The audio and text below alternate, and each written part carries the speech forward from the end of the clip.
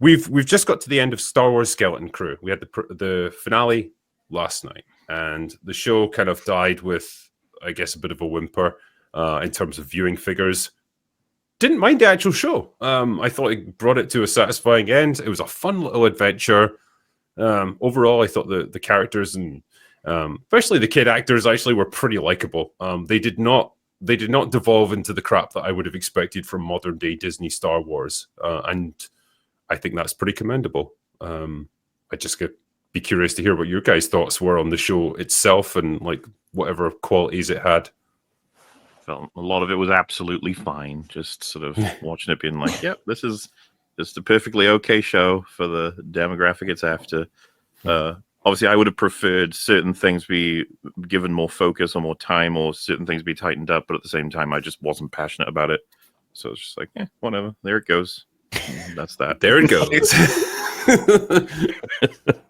It's like watching a piece of garbage float by in a canal. Little. Look at it go there. It's a particularly nice looking piece of garbage. Yeah, sure. Like maybe garbage is wrong. Like, I don't know, a kid's doll or something that's mildly soiled. Well, you know how I kind of rate it is, if a child were to give you a picture they drew, he's like 7 years old, are you going to critique it and be like, well, this should really look like a Da Vinci or should look like a Ralph McQuarrie or something. So, yeah, I would. I would destroy him. I'm sure you would. You call this a piece of art, you asshole. When we say it's for kids, though, like the most of adults to work on this thing be compared to children now. Right? Yeah. No, I get you, and it's like I to some extent, it's like, okay, I get what your target audience was, and I know why you did certain things. Like you shy away from really any outright violence, and the bad guy's never too bad, and it's never too scary or anything. I just wonder if perhaps they've misjudged their own audience a little bit on this one. And I say that because I get the impression, one, that your average Star Wars fan is probably like a 50-year-old man at this point, like, because I don't think many kids are watching it anymore, and that's just completely like gut feeling on that one. And I think the second issue is the fan base now is only really responding to shows or movies that have got really recognizable things in it, like the Obi-Wan Kenobi show, for example, or even Mandalorian to some extent. It managed to carve out a niche for itself. With this, I felt like there was no real draw to this show. I watched your video where you said like everyone basically needs like an Anakin or a Luke, and it's like, yeah, but also had they just put like a Kyle Katarn or someone who's just a good character, I think it easily. But then also this released after Acolyte, after Kenobi, and after everyone had already well and truly checked out. So even Jude doing his best, like touching on like Cade Skywalker, Pirate Jedi. I didn't think he went full bad because I didn't think he was bad ultimately. That he just was, it was a threat, and ultimately they called his bluff. He never would have actually killed the kids or the parents, which is why he just stared there at the end. And they definitely set up for his second season that we'll never get, because when they finally did something by people that actually liked Star Wars and didn't hate us, no one was there to watch it. So yeah, I was whelmed the entire way. Not overwhelmed, not underwhelmed, whelmed. It was. I enjoyed it, and I wanted more. And I loved the kids and the performances, and they had a character arc, but wasn't enough. Do you think it would have been much better received if it had come out, let's say, post prequels? If you just dropped this, yeah, of course. If this had been Price of Reason, Film Comics Explained, there's a couple of people that like at the beginning they were very like, and by the end they were like, yeah, had Disney just done this at the beginning, before all the goodwill was gone, we would be in a much different position. And also it probably would have been better as a movie. Yeah. Honed, tightened up. I could see that. I'd even argue if they put it out like right after the sequel trilogy, because at the end of the day, like, we hated the sequel trilogy, right? But there were still little kids dressing up as Rey and Kylo Ren and all that stuff.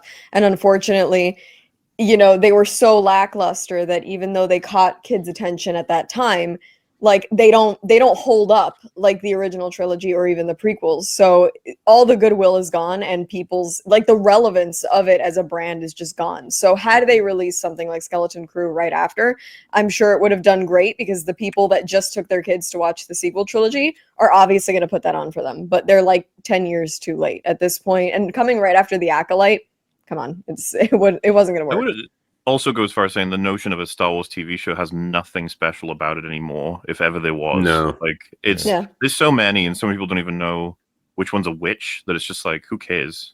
Like, there's another show, okay. And the timeline confused people. Old Republic, is it old Republic or just the High Republic? And they never really clarified. So they threw out things that may pull people in, but not enough. And as pointed out, everyone that would have introduced this to kids, you alienated and told the F off. So like, I'm not making my niece or nephew watch this or asking, want to watch Skeleton Crew?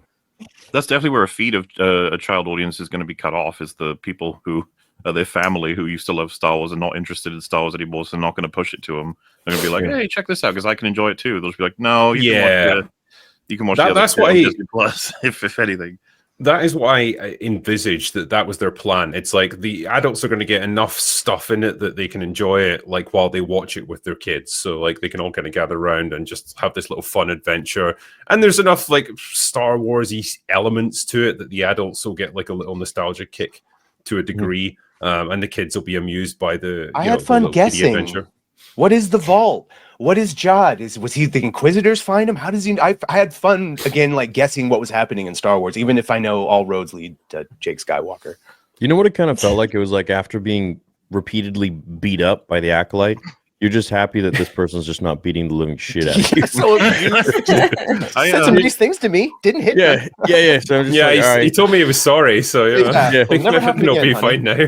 Yeah. Did y'all like check my messages on Hinge? How is it that you're learning this? That's exactly the fucking dynamic.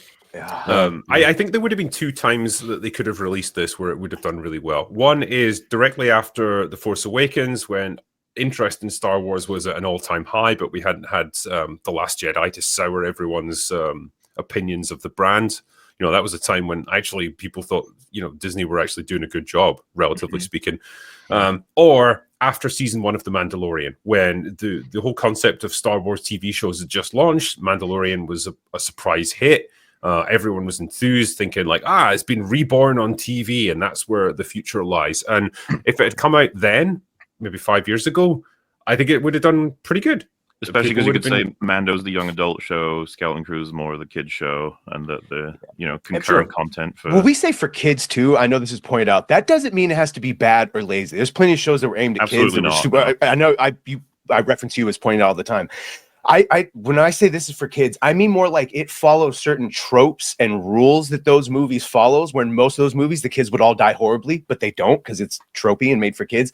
Those are type of the rules that this show follows, and it works most of the time. Sometimes it gets a little ridiculous, but I found it worked most of the time. Well, like the crash landing of the ship in, I think was the final episode for Robot Girl. I forget it. KB, was it? KB. Yeah, Robot Girl. I did have the exact thought of, well, this is a kid's thing. She can't die. But if it were an adult thing, it would have been kind of cool to have her die there. And the kids have to acknowledge that was their responsibility, that they had her do that.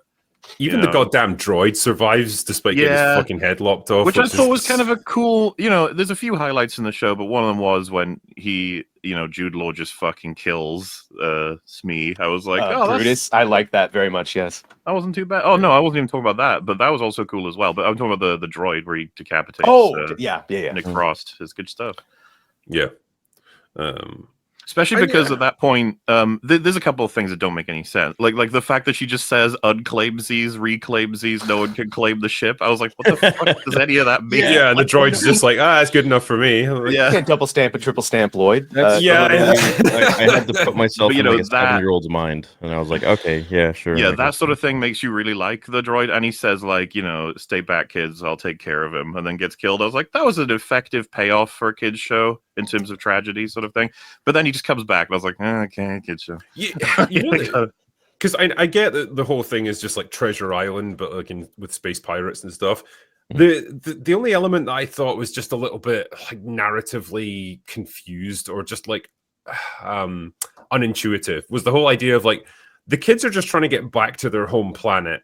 But you also want to sell the idea that they're going out on this big adventure, but they're kind of not, because they don't want to be on an adventure. They want to get home, but also their home is the source of the treasure that they're all kind of looking for. And like, You know what I mean? It just feels like they're think I trying get to what you're saying. combine too many elements into one thing. It would perhaps make more sense if, I don't know, their planet was dying or something, or it had some major problem and it needed this special resource that they didn't have. And so they go out on this spaceship to go and find it. And then their goals just happen to align with Jude Law's character, who's just out for treasure. And it turns out they're all going to the same place. Something like that, where you can either be trying to get home or you can try and go out on an adventure, but it's kind of difficult to do both simultaneously. And I feel like the show kind of grapples with that a bit awkwardly throughout its whole run. Like, it just felt like it was trying to mesh two concepts that don't work that well together. It's kind of a big plot point, though, for the Star Wars lore. Sorry, I was just saying the inclusion of all of a sudden the New Republic has this much funding. They could definitely use that. Mm-hmm. Well, but does it even make sense? Why wouldn't the Empire have known about it and done? Well, something that's with the it? point. Is they did. That's why I didn't at the end. Is the last message that the overseer supervisor got was that the Jedi were traitors, meaning that came from the Republic under Palpatine, meaning cities knew about the goddamn vaults and just left it there for a rainy day. That's what Maybe. I'm saying. Well, Yeah, they I can think the it's like, Empire knew, but well, why I wouldn't mean, they? were the Empire ever short on cash? Like, No. did you ever get the impression that they But were I thought strapped this for was the resources? source of the cash. Like, this was the bank. This was. No, I always mean, thought the like, source literally, was when you're all the when other you're planets. when you're a galaxy-spanning dictatorship, I don't really think you need to worry about central banking or anything. Like, No. if you- Okay, well, you just then why literally does the command planet them to. exist, though? Just like Right, that- do it, or I'll blow your planet up. That's it. the whole reason. There's no way you just lose track of a planet that's got more riches than the whole galaxy combined. Yeah, but isn't it even like, isn't the concept of like their worth, like Old Republic credits, just based on people's belief in them? It's like, it's no different from like our belief in paper money. Like, it has no intrinsic value. It's just stuff that we assign value to. And like, Old Republic credits are worth something to space pirates because they're essentially just gold bullion. But I don't know. I guess the makers of this show, I don't think, thought about it any deeper than that. It's just the equivalent of gold bars for pirates, but in space. That's literally all it is. Like, I don't think it's that deep. But the whole plot of Andor is them trying to get funding for their war. So like this is like this could fund all the wars. I was like, going to say, yeah. value is value. If they can create shit tons of money from, even if it is the equivalent of gold bullion, then just like use it. I don't know, man. It wasn't too. You didn't have to think about it too much. It was chill. It was, right, but whatever. I'm saying is it was fun. It gave you just enough that you could think about it a little more in the ramifications. Yeah, I mean, and, sure. I definitely agree with Mahler. There were some moments where I was just like, okay, this is dragging on a little too long. Like that planet they went to with The wall planet. the kid army. Yeah. was like, Yeah. Well, again, these are like, it touches on slightly interesting ideas, but like it all gets wrapped up so quickly and easily. Like Yeah, that it's one just gets wrapped boom, up boom, with like, hey, what if you guys were nicer to each other and didn't do the whole war thing anymore? And then the other girl's like, yeah, that's a good idea. Well, and I thought it was to never show thought how of that before. nice. Look at how they grew up on a vault world, basically, versus how Sure, and characters are growing up. And you can draw things like that from it, but it's like you're kind of doing the writer's work for them on that one. It's like, okay, there's some of these things you can imply from what you see, but it's like the script doesn't really touch on it that much because it doesn't have time. It's like it's got a 30-minute episode to wrap up this entire like subplot and then move on to the next thing. It's not quite enough. Yeah. It's kind of like what's her name? Like angry boss girl person. Fern, yeah, this one. Yeah, like I actually appreciated that they gave her a character arc. It's like she's admitted at one point that she's not very tolerant of people who can't keep up with her. She's not very tolerant of Neo because he's a fucking blue elephant thing and he can't climb very well because he's got stubby arms. He's in the land. Yeah, blue elephant thing. I love that thing. My God. And she's apparently not very tolerant of KB either, because like KB doesn't want to like slow her down by saying like, look, I've got all these problems with like these implants that I've got and I need to stop and fix them. She doesn't want to do that because it'll piss her off. And like she comes to the realization by the end of the episode, yeah, maybe I'm a bit harsh and I'm a bit intolerant and I need to be a bit more understanding of other people. Yeah. It's tiny little baby steps, but it's like it's a character arc. There were some moments. Yeah. Look at them go! It's like you wouldn't get that in other Star Wars shows. I don't think. No, I think it was. Okay. There were a lot of nice messages for kids in this one, and I think the main thing being dream big. For what was his name? Kip. Wim. Yeah. Wim. Yeah. I do the breakdown of the video and it's out. It's done. Yeah, and there's a little message like don't trust everyone, with Jod and fight for your friends and all that stuff. And Yeah, it wasn't key jangling, but when he said your focus determines your reality, and the thing about Dude. attachments, that's fucking key jangling done right. I'm Sorry, like, I loved it. Is it? Where did he get this shit from? Is it It's like a Jedi Praxium. Clearly. Well, yeah, maybe. But that was probably the most interesting part of the whole show for me was that this guy. It's kind of a new, fresh story where it's like he was actually trained by a Jedi, and then he watched them get massacred by Order 66. Yeah, like once they found him. Some of the me and Drake were talking about just before we started was like, anyone want to see that show? Yeah. Was that Inquisitors I that want to found see him and go on an adventure. killed his master in front of him, then he Was it escaped? Vader? Was that right? Like, bro, But it where's that? determined his worldview forever, which is just the world is a harsh and horrible place, and you have to take what you can while you can. Right. I was He's like, not yeah, wrong. I totally get like where they could take him in season 2, like they'll give him a slow redemption arc. Because Did you see John Watts talk about it? He's got it written that it's supposed to have a time jump. He's not going to do a Stranger Things and say it's the next day. So yeah, if they it's do it, probably not going to happen because the Probably viewership was in the toilet, and it's a shame because, like I say, man, like if I had to pick a show that probably deserves a season 2, it'd be this. Like, I don't want to see another Obi-Wan Kenobi show. Like, I don't want to see them butcher Obi-Wan Kenobi anymore. I don't want to see another Book of Boba Fett. But this, I'd be like, yeah, there's legs to this. There's potential there. Yeah, out of the ones that aren't getting, because Andor's getting its season 2, which I'll see the end of that story. But this is the next one up in terms of like, oh, there's some potential there,